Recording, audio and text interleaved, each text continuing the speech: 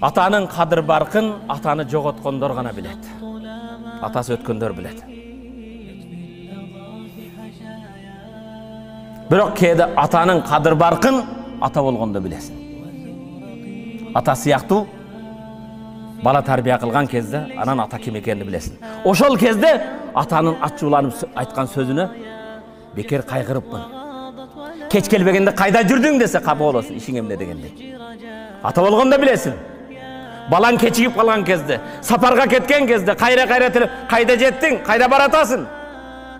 Сен ачууң келет бүгүн. Бирок эртең балаңды ошону сураганда билесиң. Эмне үчүн кээде сага каттуу турду? Бекем болду, ага кошулма деди, тияка басма деди. Ата болгондо билесиң аны. Ошол кезде кеч болуп калат. Байкуш Куда рахмат кылсын, атам мени бекерге айткан эмес экен. Бекерге ачууланбаптыр. Бекеринен тыйбаптыр десин.